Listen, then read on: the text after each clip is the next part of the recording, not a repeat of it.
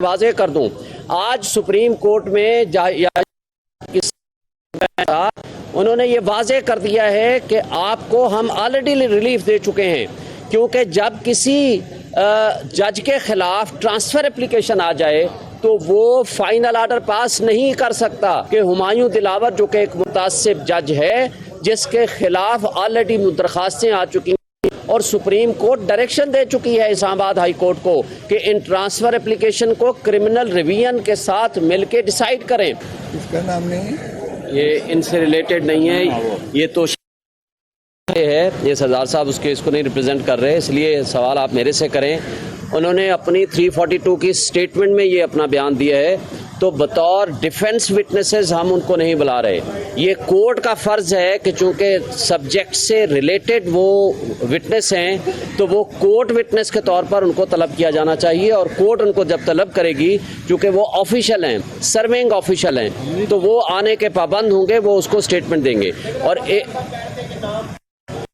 आज की बात मैं आपको कह रहा हूँ, अता तारा ना इसमें कंप्लेंट,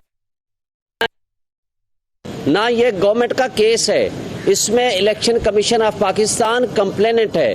क्या अता तारड़ साहब इस केस भी कर रहे हैं? क्या उनकी आशीर्वाद से ये कंप्लेंट फाइल हुई है? यहाँ से आपको इलेक्शन कमीशन ऑफ पाकिस्तान की बदनीयती और हुकूमती बदनीयती सामने नज़र आ गई है कि हर तारीख पे अपना जत्था लेकर वहाँ पहुँचते हैं और जाकर स्वेट करने और प्रेशराइज करने की कोशिश करते हैं। और एक बात आज जो मीडिया के हवाले से भी बात हो रही है, मैं वाज़ेह कर दूं, आज सुप्रीम कोर्ट में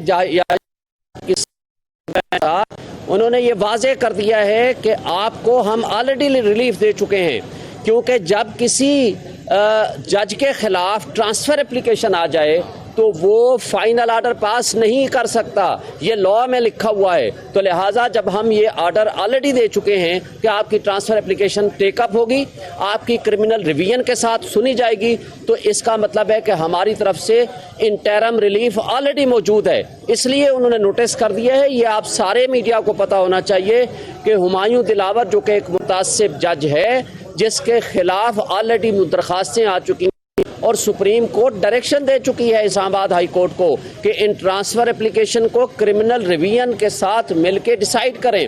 और इस्लामाबाद हाई कोर्ट के चीफ जस्टिस साहब को FIA को ये केस नहीं भेजा जाना चाहिए था, उनको खुद इसको फाइनल डिसीजन करना चाहिए था।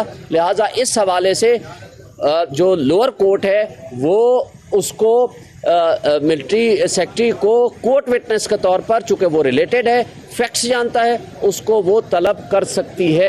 क्योंकि हमारी जो डिफेंस विटनेस है वो हमारे कंट्रोल में नहीं है, हम उनको तलब नहीं कर सकते, ये कोर्ट विटनेस के तौर पर आएगा। एक चीज़ सिर्फ मैं वाज़ेह कर दूँ, आज के हवाले से सरदार साहब ने बड़ी तफसील से बयान कर दिया।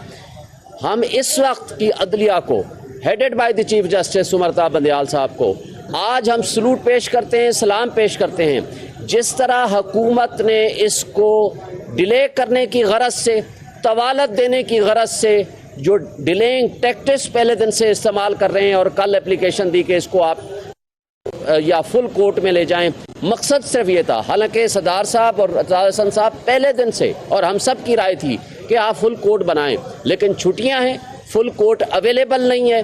3 जज साहबान ऑलरेडी 2 जज साहबान माजरत कर चुके हैं और 1 जज साहब के ऊपर इनका एतराज़ आ चुका है, इसलिए फुल कोर्ट तो हो नहीं सकता है। लेकिन लार्जर बेंच भी इसलिए नहीं हो सकता कि ये केस अब छुट्टियों में फिक्स हो रहा है। लोगों के 102 लोगों के फैमिलीज़ के और उन अशखास के बुनियादी हुकूक का सवाल है। लिहाजा जहाँ बुनियादी हुकूक और इंसानी हुकूक का सवाल हो वहाँ कभी अदालतें खामोश नहीं रहती, और इन अदालतों ने लोगों के हुकूक के तहफ़्फ़ुज़ की कसम उठाई हुई है। लिहाजा आज जो बेआइन मुल्क हो चुका है, इसलिए पब्लिक पूरी इन अदालतों की तरफ देख रही है, और मैं समझता हूँ कि तारीख़ लिख रही है कि कौन किस वक्त अदलिया आज़ाद थी, कौन आइन की बालादस्ती के लिए काम कर रहा था, और कौन जो सो कार जमहूरी ताकतें हैं आइन की पामाली के लिए काम कर रही हैं। ये सब तारीख में लिखा जाएगा। Thank you.